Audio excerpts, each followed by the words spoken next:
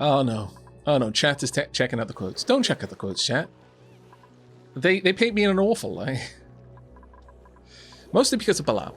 But anyway, we want to do a quick base tour. So, this is the living quarters. Generally speaking, there is no industrial equipment in here whatsoever. These are the bedrooms.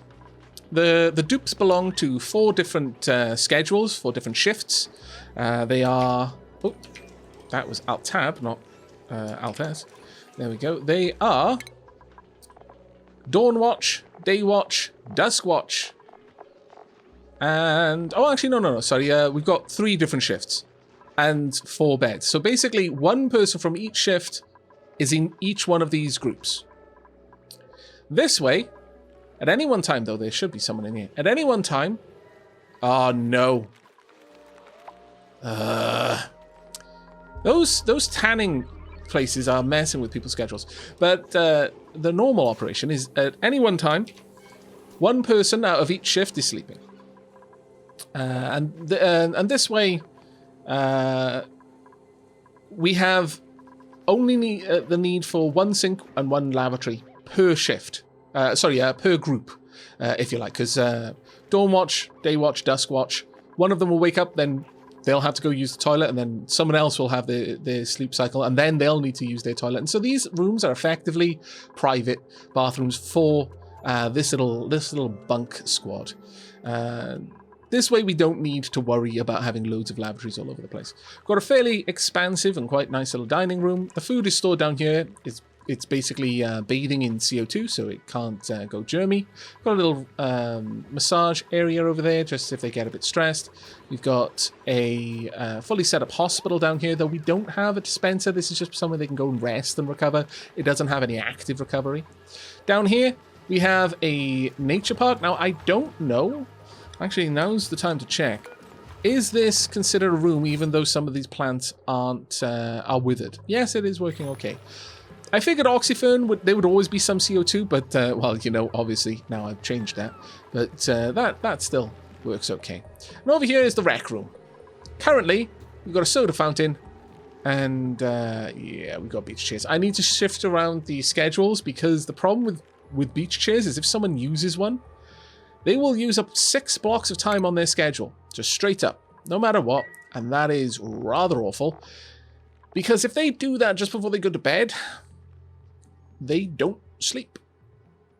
And that's it. They don't do their sleep times. And they all seem to like using it. They'll use it once a day, basically. So as long as they use it in the morning, well, they're going to not do a bunch of work, really. But maybe I should shift this around a little bit. In fact, I kind of think I should.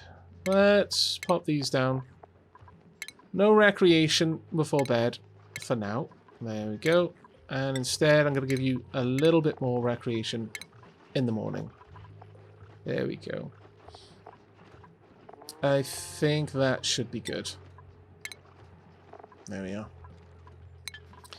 This way they can get a bit of a suntan in the morning, then head off pretty happy about it.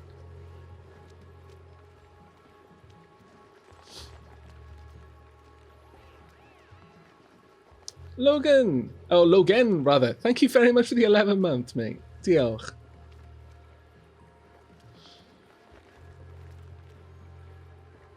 Now, what I'm hoping to do next, once the research is complete... Where are the research stations? Have I rebuilt them, or have I stripped them away? No, or I don't think... Oh, no, I have rebuilt them. That's fine.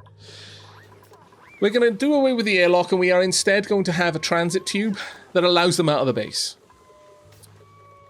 This is probably the most extravagant way of getting them out of the home base that it's possible for me to make. On the plus side, I don't have to have it just, you know, take them from there to there. I can have it take them all over the place, so they can go to all manner of locations, and as a direct result of that, it'll speed things up a little bit. Yeah, we'll see how that goes. Pyro to Kitten, thank you very much for the 4 months. Diolch. Okay, now with that done, let's continue the tour. So that's the main part of the base. This over here is our oxygen generation. It's a fairly simple little setup, honestly. Over here we've got some cooking. We've got some bottling of certain gases. Down here we've got our looms, our exosuit forge, and our rock crusher. We don't use the rock crusher much anymore. This is just there so that we can make it mostly Atmos suits, but we've been making some snazzy suits as well for a little while. Up here we have our chlorination station. This sterilizes the water in the system in an automated way. This keeps our water down here is sterilized. Water down here is not. This is a combination of grey water and just other miscellaneous water from around the map. This is our polluted water, goes through the water sieve over there and then fills this area up. We have a bristle blossom farm over here just above the graves. We've lost 2 duplicants so far, unfortunately. This was a failed attempt at a Draco ranch. Down here is where a lot of our industry is. It's our petroleum power there. We have got a CO2 geyser, which is doing a lot of work. We've got some aqua tuners down here, which are running our cooling loop, which I'll cover in a moment. We've got some oil down here, an oil refinery, 2 oil wells. We've got the metal smelter there, and the kiln, which we use for making ceramic and the carbon for steel. We've got a water geyser down here that is providing fresh water every now and then. Very hot water, mind you. What else have we got? We've got some hatch ranches, stone hatches. We've got 3 at the moment. I would like to move this one down and then just have a Draco ranch over here. This one is currently set up purely, although I noticed that unfortunately these body temperature is too low probably. How cold is it? No, it's too hot. Okay, we're gonna have to have a look at the cooling. Yep, the cooling is not doing well right now. Cooling is not doing well at all, actually. What is that? 29, going down here is 20. Oh, it's because it's running through here and picking up so much heat in the oil wells. Yeah, that's a bit of a shame. Down here it does not cool down nearly enough. Yeah, it's at 40 degrees there and then heads back up at 27. I need the second generator active, which means that I need more direct power down here. Honestly, at this point, there's not much reason to worry about this power. And I need to fix this right now. So let's pull this down all the way. What am I making it out of? No, I'm making it out of aluminium. That's silly. Cancel that. I would like to make it out of something I've got more abundance of, and that is copper. So, whomp. And then we'll run it straight across here. As soon as this is done, we'll connect all of that up. That needs to be done right now. I can activate the second cooler, which should sort the problem out. Because our Draco's going to start dying soon. But this is how we're dealing with heat at the moment. I'll come back to that in just a second because it's not working right now. Up here we've got natural gas from a natural gas geyser. Also the oil wells are providing natural gas and that gets pumped up here. This is massive storage for when the geyser is active. It will back up eventually. At the moment, it is dumping this into the system. And I guess that's because the batteries are fairly low. Let's have a look. What are we set at? Turns on at 60% and turns off at 80%. What have I got the petroleum generators running at? Turns off at 75%. Okay. Kind of tempted to have this turn on a little bit earlier. Turn that on at 55 instead. So these should run longer.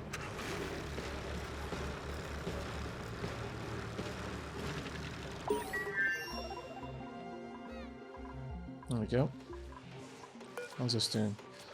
Oh, actually, no. I need this one to be at 55 and the other one to be at 60. So at that point, these ones should never let the other ones turn on unless I'm running low on petroleum. It's a bit of a juggling game because I kind of want the petroleum generators to take the lion's share of the load, but when I'm flush with natural gas, I want that one to be draining more. So we'll have a look at that one in a moment. Aavak, by the way, the one person I watch has the kilns and the plastic makers sat inside the steam room, fed with auto supers, along with aqua tuners for cooling. Yeah, that's actually something I was talking about. I was talking about building an industrial sauna, effectively. So all of the very high heat generating items would be in a single room, and I'd be using that heat to boil steam and keep that warm enough to run several steam turbines. That's something that we can work up to a little bit later, I think. I think that would be a better option there. There we go. We've now got the transit tubes up and running. Do I want to set up some more research? Yeah, no, all right, sure. We'll get the jetpacks going. Might as well, I suppose. Might as well. But it looks like they've done all of that work, so now I need them to do something that's a little bit scary. And that is, I need them to shut down this. Get all of that broken down all the way up there. Chop, chop. Go, go, go. And get that done as a 9. Because then I need this done as a 9 as well. That is gonna break everything in a moment. There we go. Come on, we need to fix that up. It's overpowering things, but there we are. We've got cold water coming out of the loop now. So that should start fixing the problem with the Dracos, which is the main thing we need. There we go. And that last one should get done in a moment. But we should now see cool water going up there. And that will start sorting out the temperature in the living quarters and such. It first pumps it. Honestly, this is a mess, and it will be a lot better. That's one of the main focuses that I have for tonight's stream. Is we've got liquid reservoirs where they shouldn't be. It's an ill thought out system, and just taking a little bit of time, I can see ways to improve that quite drastically, actually. Quite drastically.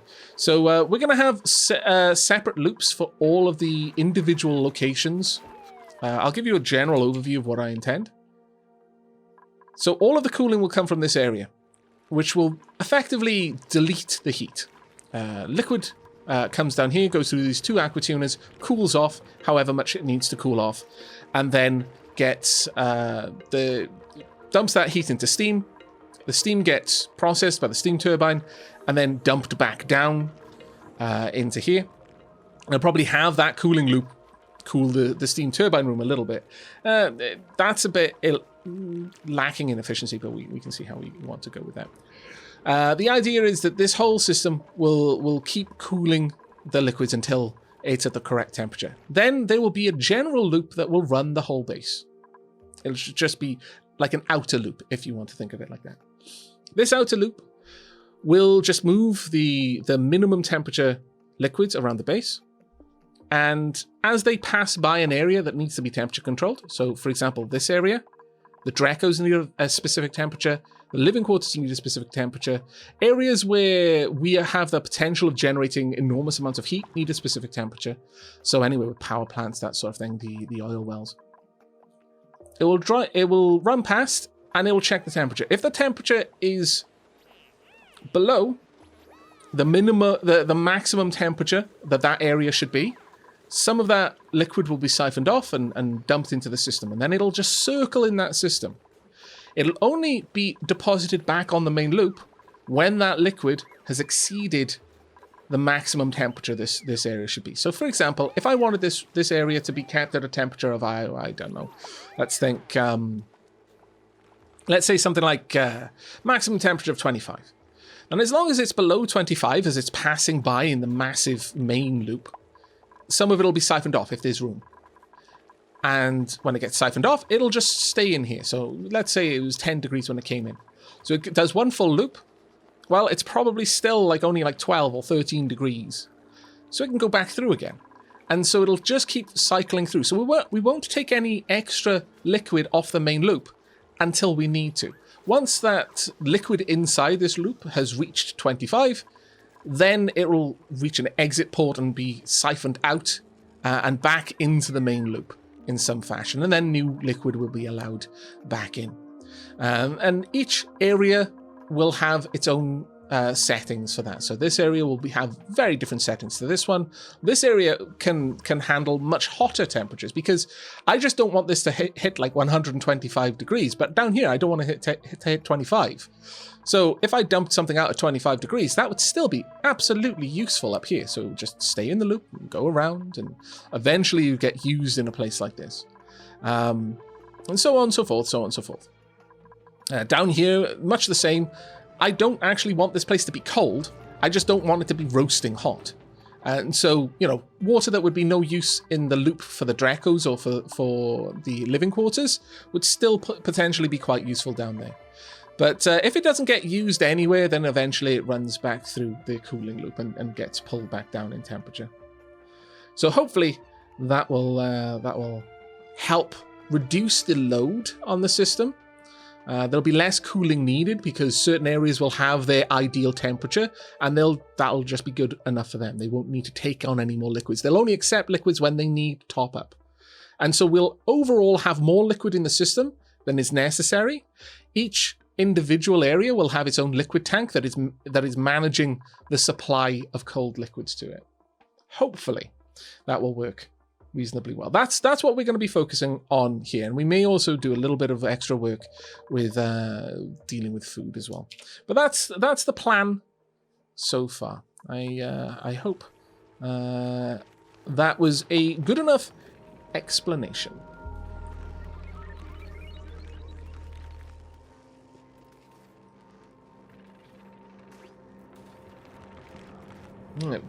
Did Vatumnix ask something? Let me have a quick look through. Are spacesuits permanently required? No, only outside of the living quarters. When they come in, they can take them off and they just chill out. They can absolutely do everything in this base with a spacesuit on.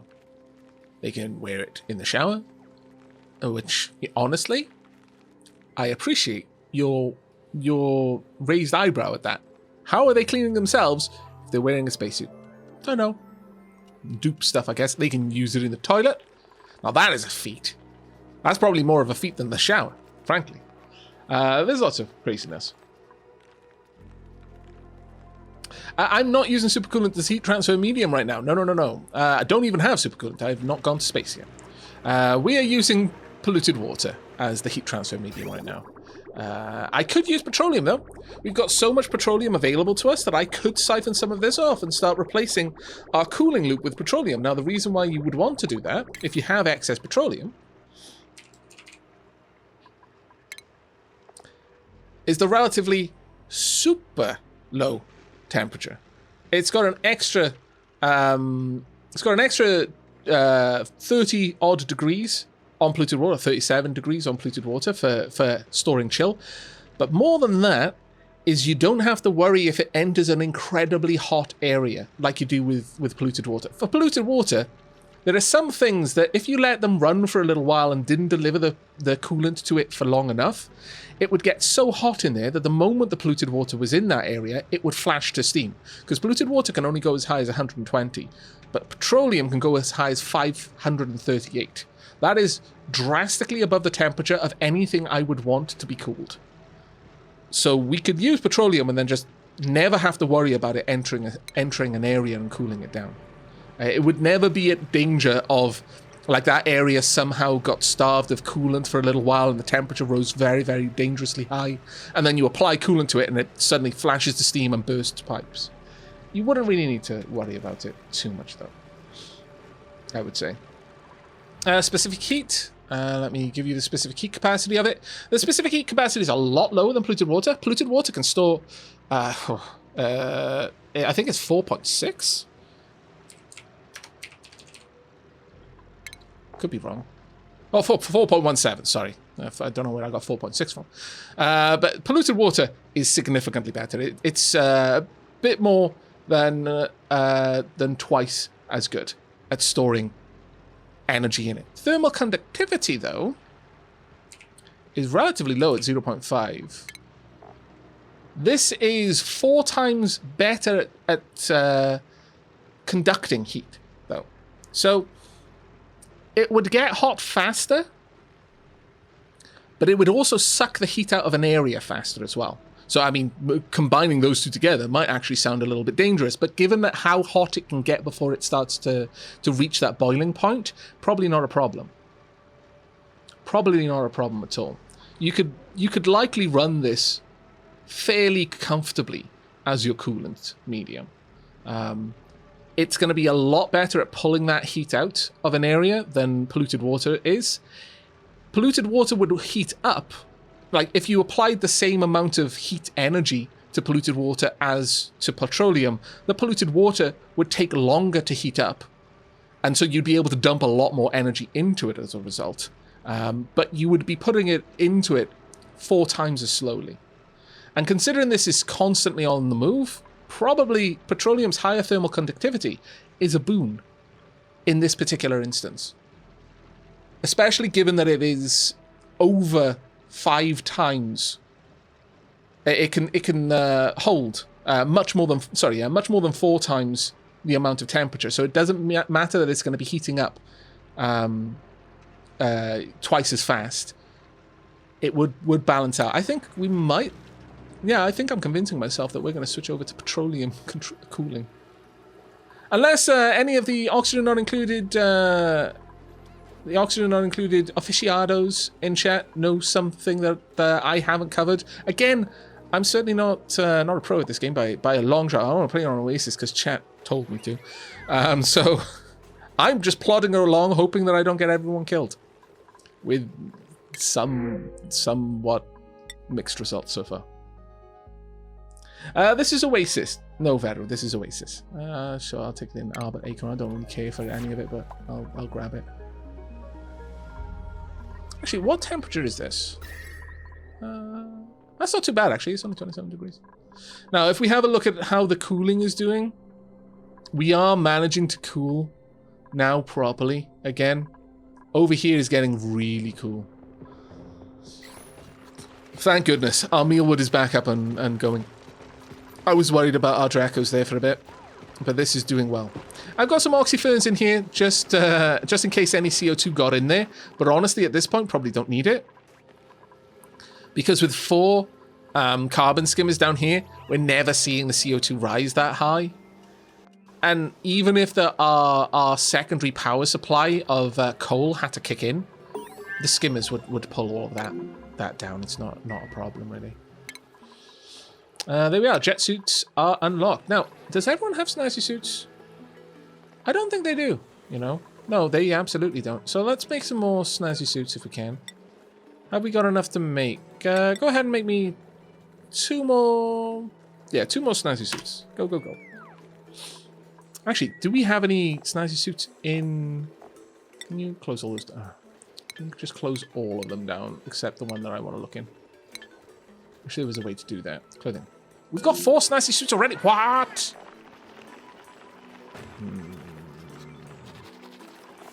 Snazzy suit. There. Talk. You get it. Second snazzy suit. There. Peachy. You get it.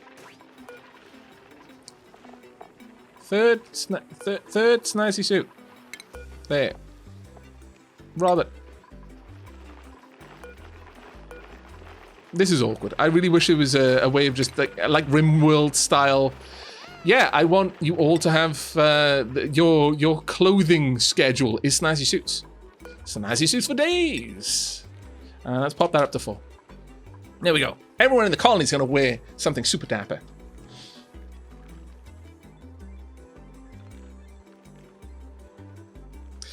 To be honest, Aavak, going by your claimed lack of skill in this game, I'm surprised you survived Oasis for as long as you have. I'm unfamiliar with the game, but I'm not unfamiliar with science, I guess. There have been quite a few mistakes I've made because of my lack of familiarity with the game and not knowing to watch out for certain things. I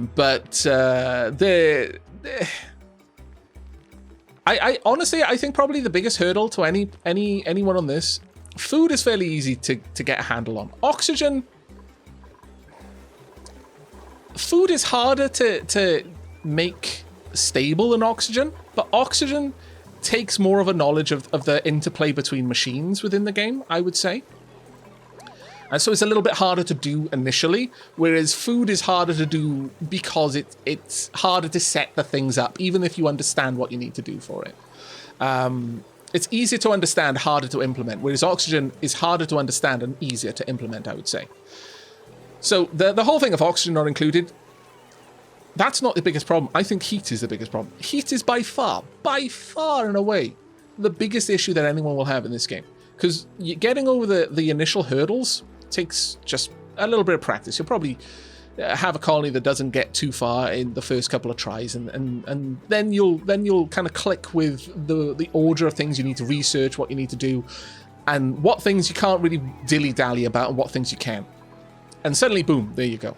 You get into the mid-game. But then heat is your enemy. And honestly, heat is the enemy for a long time after that. Heat remains the biggest threat to your colony for a very, very long time, I would say.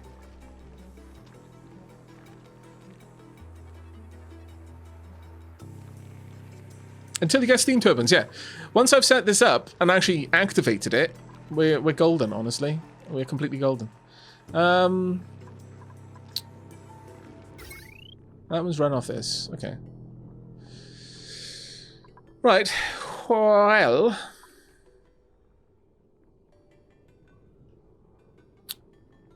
I'm going to say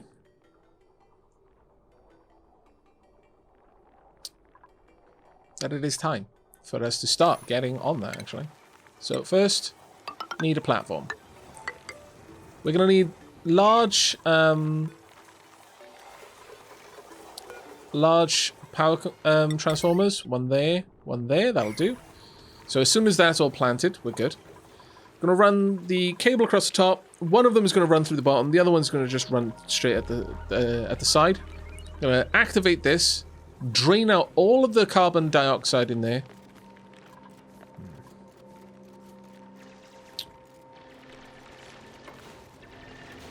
Yeah, actually, once that's done, I can just get rid of this door completely.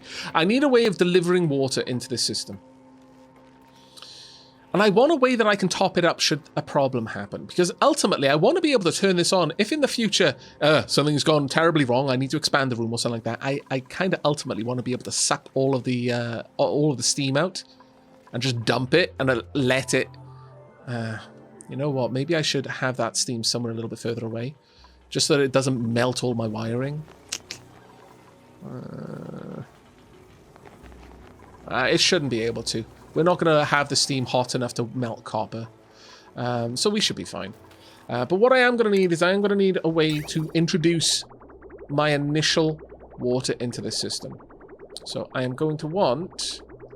And I know this is expensive. I'm going to have a steel vent over here. Is this one made out of steel? No, it's made out of copper. Oh. But again, actually, I don't think these have overheat temperatures. No, they only have overpressure, which means... Okay, so one of the things that is another bit confusing with heat, and to come back to what I was saying, an understanding of thermodynamics means that you're probably going to be able to handle this game pretty well. One of the little niggles about this game, though, is certain buildings have an overheat temperature, and materials have a state change temperature. If a building has an overheat temperature, the building itself will start to break down if it ever exceeds that temperature. And you can sort of think about that as the internal mechanics start to break in some sort of way, or circuits start to fry, or something that isn't really represented by the material it's made of. Some inner working can't operate at that high of a temperature. Perhaps metals start to expand, or whatever, however you want to imagine it.